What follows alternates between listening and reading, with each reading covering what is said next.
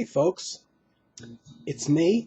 The reason I'm doing a video today is unexpectedly they gave me the day off work. So I'm not making money. I had a whole bunch of days off recently. Of course, none of them are really scheduled more than a few hours in advance. So I have no idea that I'm going to have them off. And obviously I'm not making any money, but the job is so stressful. It's almost a no-win situation, you know. I'm not making any money, but for today I don't have the stress at least. There's my lip. Since the last time I did a video, I've lost something. I am down one salivary gland, which I've had removed. And you can see my lip is this over here. It's actually still swollen. I had this weird growth inside my inner lip there. And little ugly bulbous thing. Didn't hurt at all. But I was afraid of what it was because it was just there. Went to the doctor. All I cared was, tell me this isn't cancer. And it's not. The dentist first said, well, somehow you must have bit down, which I had no recollection of doing, so it could have been during my sleep. And this thing came up, but they said it's not going to go away on its own. It's just one of those things. It might get bigger as time goes by. It doesn't, even though it doesn't hurt at all. So I had to go to an oral surgeon and have them remove it. And when they remove it, it's actually, I guess, attached to one of your salivary glands. They actually take out the salivary gland. I didn't obviously want to see this or look at it after the fact. And it's not a big deal, but it's I haven't had too many body parts taken out of me. I still have my appendix, though I've had my wisdom teeth removed. And that's just about it. So interesting. I'm down one salivary gland. Oh well. But I'm still swollen. I got stitches in there. I look even worse than usual. It's not my reason for making this video. The reason for making this video is because I am off today, and I'm probably not going to be off for another probably at least 5, 6, 7 days, maybe. I don't know. So I thought I would do a video, and kind of a new idea of mine. Well, not a new idea of mine. I've been doing these kind of random, unprepared videos. Not so much the historical things, you know, where I'm going through the whole history of a group or a band or something like that, which requires a lot of preparation. That music might be too loud. I don't know. Now, the audio quality is horrible on my videos, I know, in the background. I don't know how Carm does it. Carm gets a nice mix with, I think, basic equipment. And Colin Quigley, well, he's like got a professional setup, but I would need another computer to do his setup. I do have a mixer, though, and I've often thought there's a way I could kind of plug in a microphone and then have a microphone visible. But my background music I could probably get clearer if I fed it through my little mixer, and I don't know if I'm going to go that route. But anyway, I'm going to cover a few different things here. And that is, even though technically, I guess technically I'm not unemployed, but I'm making such little money, and I will be unemployed very soon. I shouldn't be spending money on music, but there's a CD that I've wanted for some time now that's been long out of print. And I've had my eyes on it, and there have been new copies available, but they're kind of $25, $30 plus shipping. So I check from time to time, and I found that there was a copy available for $13 including shipping. It was $9 and $4 for shipping, a sealed copy. And I'm like, damn, you know, I'm going to go for it. This thing has been out of print for a long time. Plus, I have some points on my credit card. So in the end, I ended up paying like $3.50 because of my points that I had on my credit card that I applied to this purchase. And it's not a musician. I don't have any other albums by this guy as a leader. A couple interesting things about the album. So I've been looking at this one for a couple years. It's a pretty mainstream electric jazz thing, you know. Lou Soloff, Hanalei Bay, is the name of the album. Been out of print for quite a long time. I just learned too. Lou Soloff. I knew him primarily. He played in the big bands of Carla Bley. And over the years, when she would do a big band project, she almost trumpet player, by the way, trumpet and flugelhorn. She would call him up, and he would be part of that her larger bands over quite a few years. He's done solo albums, and I think primarily he's probably earned a living. He's like a traditionally classically kind of trained musician. I'm thinking that probably for the several decades at least, his primary way of earning a living was probably as a studio musician. Reading parts and doing commercial jingles or whatever. And then he had his bands. He would be in other people's bands. But this particular album from '85, I think it is. I had my eyes on it because it had a very interesting band. Every single one of the musicians in this band, I kind of know to some extent. The guy that I know the least about, and I only have on a couple things here and there, is Pete Levin, who's a synthesizer player, plays synth on this. Pretty sure he's Tony Levin's brother, and he's done a lot of jazzy things over the years, and is primarily an electric keyboard player. The rest of the band I know a bit better. Manolo Badrina, percussionist who played in Weather Report. Another guy who's, made himself available and played with tons and tons of jazz musicians, especially from the 80s on.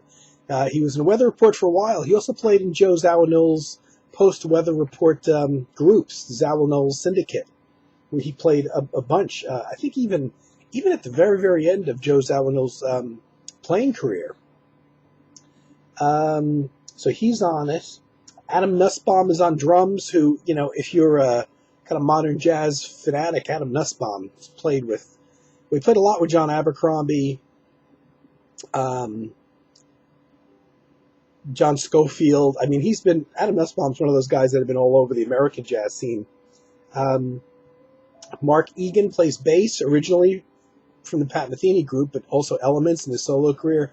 It's funny because on this album, which is a lot of, there's a couple of jazz covers on here, but a bunch of tunes, were written by Lou Soloff.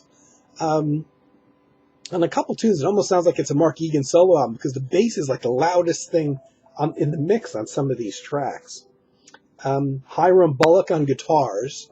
I'm always interested in Hiram playing with other people because he's such a kind of like a loud presence. That his solo albums are real kind of spotty and kind of had an eye toward the more commercial funk stuff. But when he plays with other people, it's particularly interesting. My favorite work he ever did was when he played with Carla Bley. And this being kind of an offshoot of the Carla Bley stuff, in a way, I was curious to hear how he played. And he uses a very clean, nice tone in a lot of the tracks. So he's on guitars, Pete Levin on synthesizer, Lou Soloff on trumpet and flugelhorn. And interestingly enough, no less than Gil Evans plays electric piano throughout the whole album. You know what? Lou Soloff played in Gil Evans' band when Gil Evans was obviously still around. So that's another thing. I guess Lou Soloff was always New York based, as was the Gil Evans band. They had regular gigs at some specific club. I think they played weekly. And Lou Soloff was a member, as are a lot of great jazz musicians, in that Gil Evans band. What I just learned about Lou Soloff that I didn't know, and you'd have to probably be kind of my age to really know these guys well. But Lou Soloff was a longtime member of Blood, Sweat, and Tears. At the time, late 60s, one of the few horn-based rock bands that were really actively out there. He joined Blood, Sweat, and Tears with their second album, which was when they started having hit singles. When I heard them as a little kid on the radio when I was 9 and 10 years old, and he was a member, obviously, of the horn section, and he stayed throughout their whole commercial period for their 6 or 7 or 8 albums of theirs. Pretty much even after they kind of lost their popularity, he stayed with them for quite a long time. And it's weird because I never knew that about him. I always just knew the whole Carla Bley and the Gil Evans Band thing. And yet he has that link all the way back to my childhood, listening to AM radio when Blood, Sweat, and Tears had all their original hits when they were new songs when I was, like I said, 9 or 10 years old. And I liked them. And it's weird having that connection to my youth. So I ordered the CD because there's this new sealed copy for, $13 including shipping. And when it came in the mail, it comes, there's this long envelope. And I'm like, why is this envelope so long? Could it possibly be that the CD was still in its long box? Holy crap, does that take you back? Now, I actually did a video on long boxes, which made me very sad because when I left my old house over 3 years ago, I left a room full of long boxes that I meant to keep. And I did keep them for years and years and years. I never did anything with them. And I did a video showing the few that I did take. But unfortunately, some of the ones that I forgot to take with me have the best cover art. If you've ever seen Patrick O'Hearn's first 2 solo albums on Private Music, the entire long box, which was obviously bigger than just the CD album cover, was a reproduction throughout the whole long box of the picture. The 2 beautiful paintings that were on the first 2 Patrick O'Hearn albums, and I really meant to keep those, and I think I left them behind in the old house. But it was amazing. Here it is, this long box. Now I'm playing the CD now. It's in the background. I have opened it. I opened it at the top here, but I put the CD back in so you could see what kind of it looked like, and it really brings me back.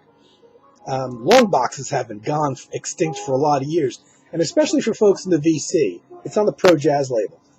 This label doesn't exist anymore either.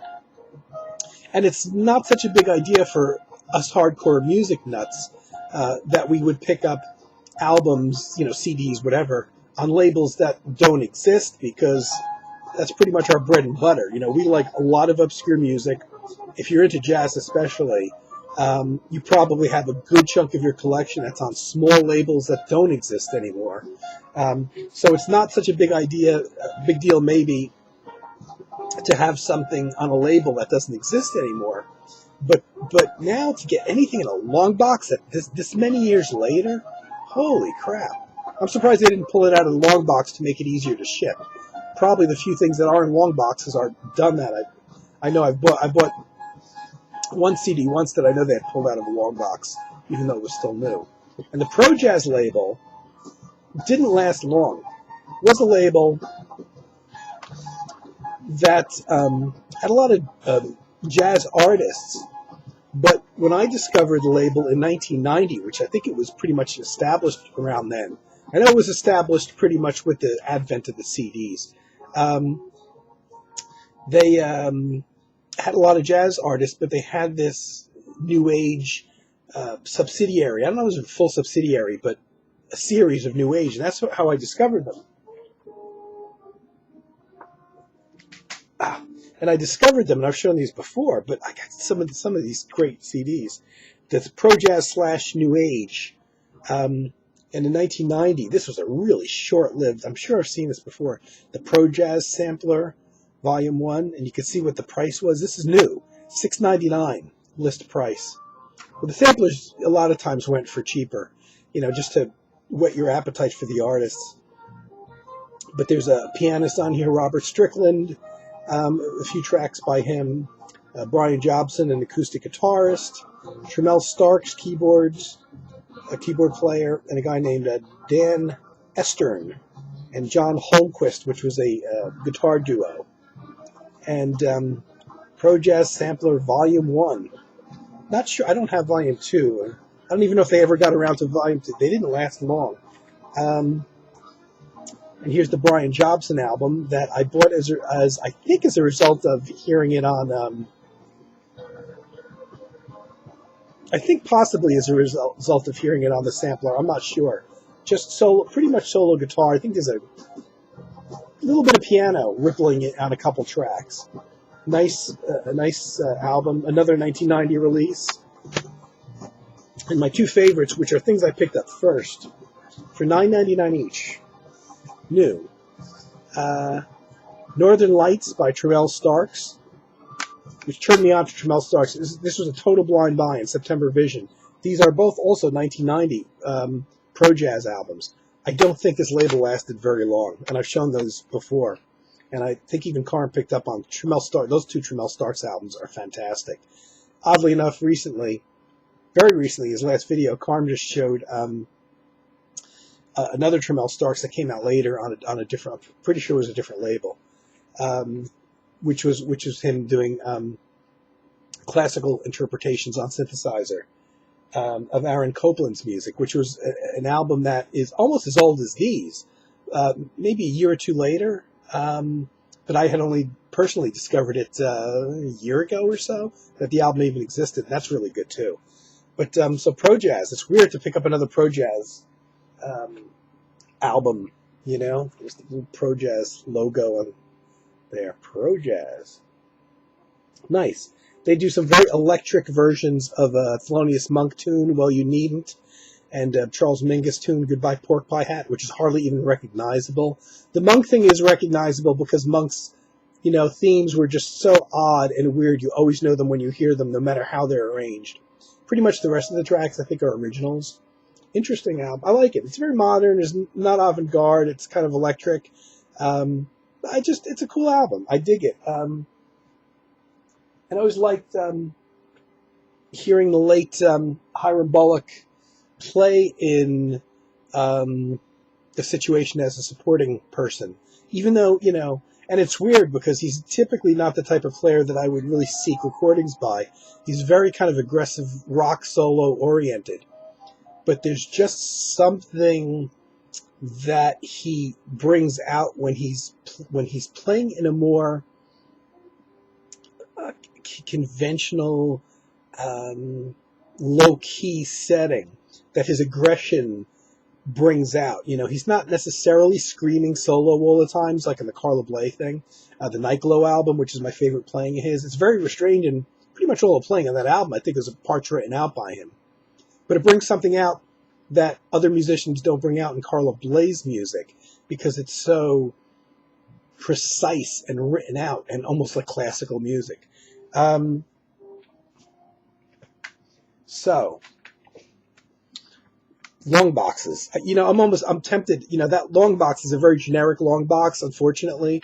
I wish they had taken the cover and reproduced it on a long box, but because I have such few long boxes now, I think I might just keep this one. And I know my Tremel Starks and all the other ones I just showed, I know they came in long boxes that I threw out.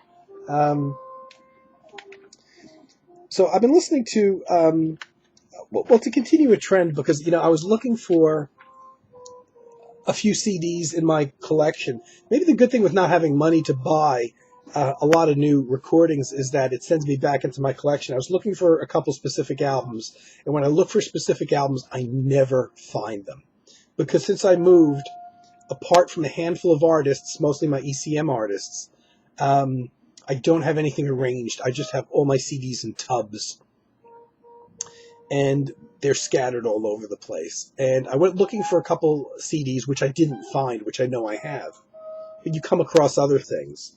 And there's a bit of a theme, and I have more than this too, but there's a bit of a theme that Carm started. And it's about these generic kind of albums that are nonetheless actually, in a lot of cases, good albums.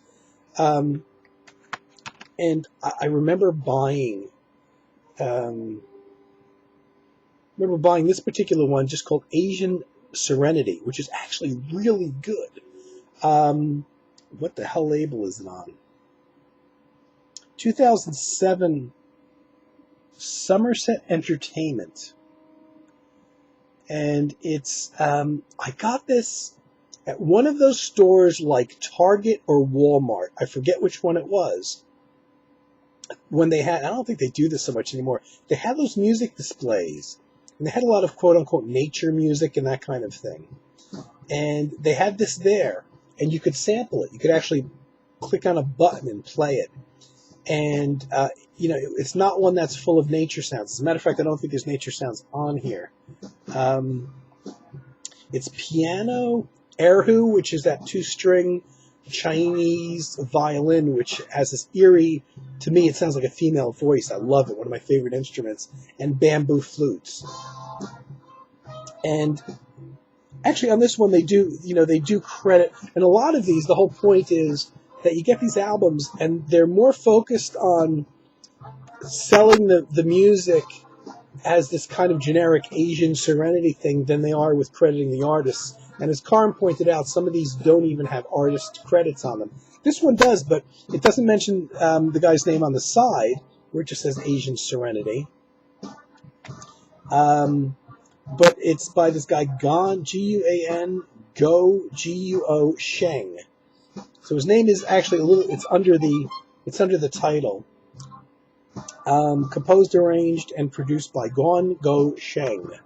So let me see. I don't think they get too specific with who plays what. Yeah, there's nothing in here that, obviously, I'm thinking this artist does not play all three of the instruments, the flutes, the piano, and the erhu on here. Maybe he does, he or she does, who knows. But this was a real nice find, and it's one of those, I don't have the receipt in here. It was one of those things that was available at a really reasonable price. And one of the better examples of this kind of thing, we're selling this as kind of, not as an artist album, but as an experience album. Oh, put this on when you're soaking in your bathtub. But the music is actually better than that. And I've got some that aren't necessarily better. Here's another, Country Sunset. This is probably a lot more along the lines of the generic. We're almost not going to mention the artist, but have a great cover. And this is more electronic. This one has nature sounds, chirping of crickets.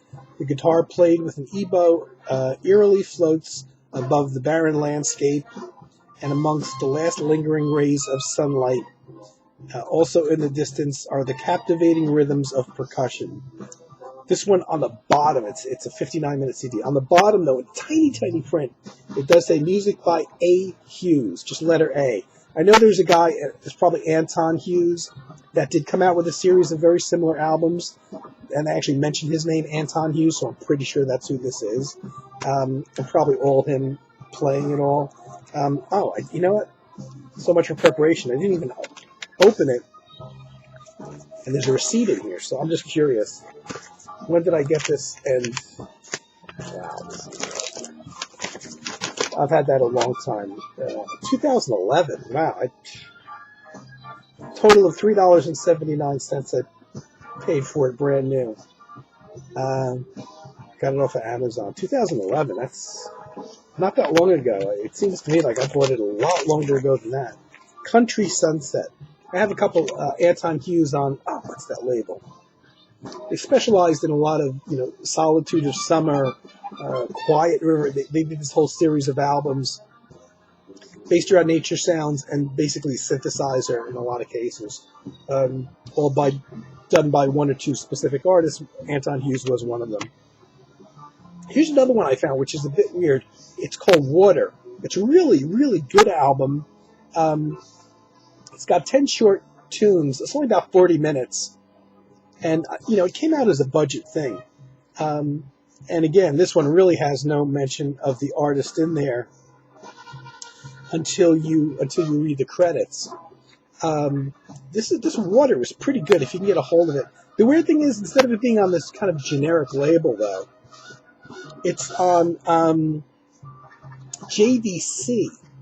The JVC Stereo Company.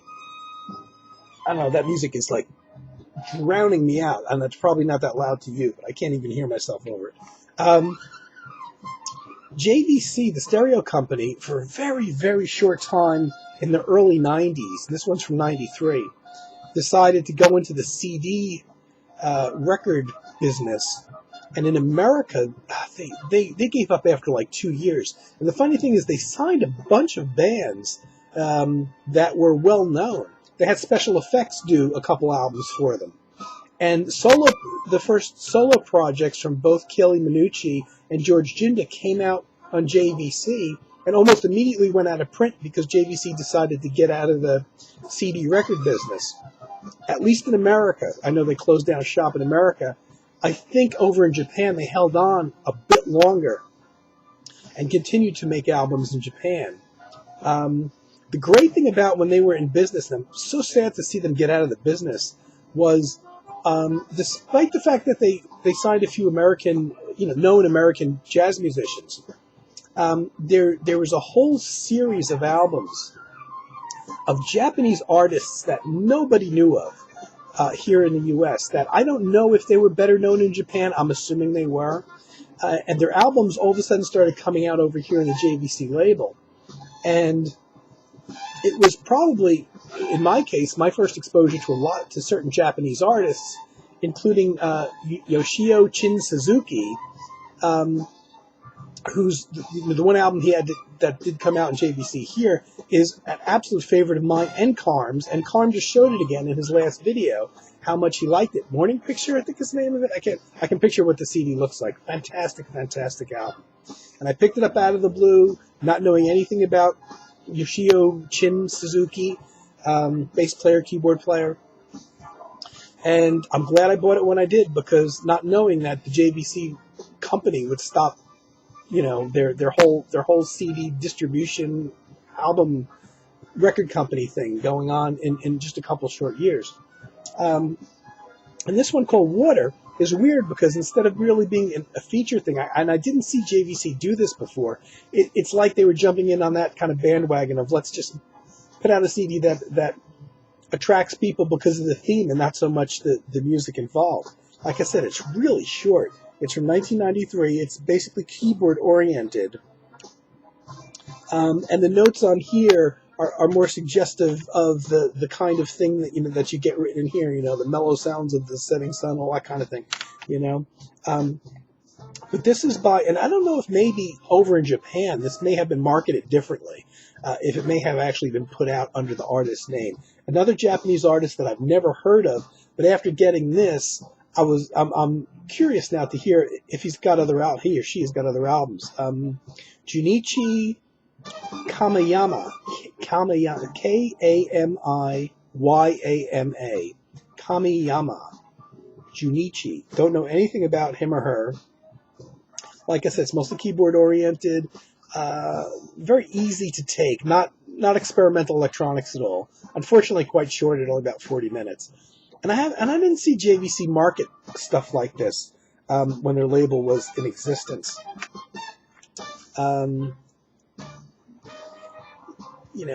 It's kind of like this generic thing, like the artist is hardly mentioned, but I'm wondering if you found a Japanese copy of this,